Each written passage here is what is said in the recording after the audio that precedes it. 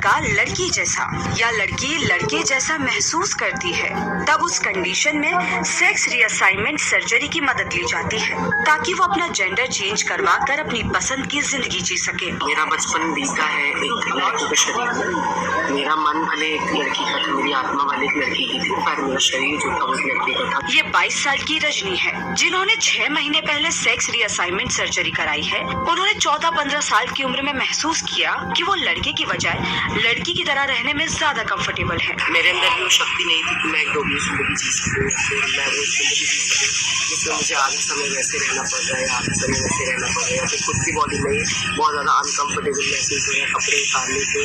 I cannot see myself in the mirror. So वो चीज़ काफ़ी ज़्यादा मेरे लिए वो थी।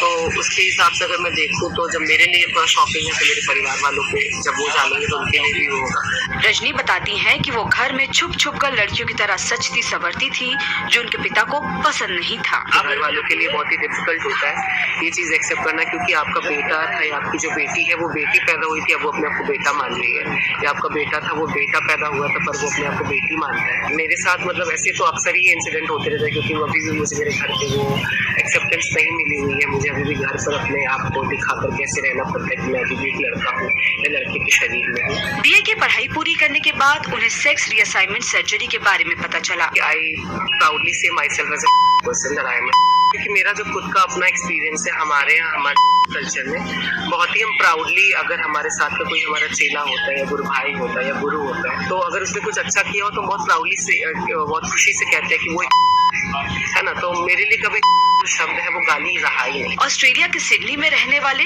टीजे की कहानी भी रजनी की तरह ही है। उन्होंने जन्म तो लड़की के शरीर में लिया था, लेकिन सर्जरी कराकर वो अब एक लड़के के रूप में अपनी जिंदगी बिता रहे हैं। तो लोगों का कमेंट ऐसा होता था जैसे सलवार में तलवार, मेरे को तो हंसी आती है वैसे ऐसे कमेंट पढ़ के, बट काफी ज्यादा लोग ऐसे भी हैं जिनको ना डिप्रेशन भी हो सकता है ये कमेंट्स पढ़ के, जैसे आपने सुना होगा कुछ सुसाइड कर लेते हैं। जम्मू में एक जॉइंट फैमिली में पले बड़े टीजे की स्कूलिंग गर्ल्स कॉलेज में हुई। पढ़ाई के दौरान उन्हें जेंडर चेंज सर्जरी के बाद पता चला। 3 साल तक उन्होंने हार्मोन थेरेपी ली।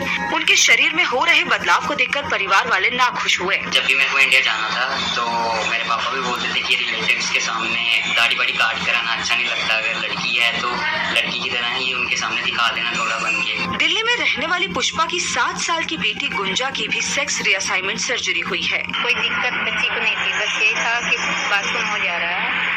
जब वो 3 साल की जब थी तब इसको दिक्कत हुआ तो हम 3 साल होम्योपैथिक दवा किए तो उसमें कोई परिवर्तन नहीं आया। पुष्पा आस पड़ोस और बदनामी को लेकर इतनी चिंतित है कि ट्रांसजेंडर्स की बजाय वो बोलना उचित समझती है। वैसे तो मतलब ये बात हमारी सास ही उड़ाई कि बच्ची ऐसी है वैसी है। बीएचयू के यूरोलॉजी विभाग के head doctor Sameer Trivedi surgery के परिणाम और जरूरत पर बताते हैं कि हमारे पेरेंट्स की थिंकिंग, हमारे यहाँ शादी ब्याह का बहुत इम्पोर्टेंस है। तो शादी के समय अक्सर ये प्रॉब्लम मैनिफेस्ट होती है कि अब लड़की की शादी होने वाली है, तब पेरेंट्स को चिंता सताती है, तब वो डॉक्टर के पास आते हैं।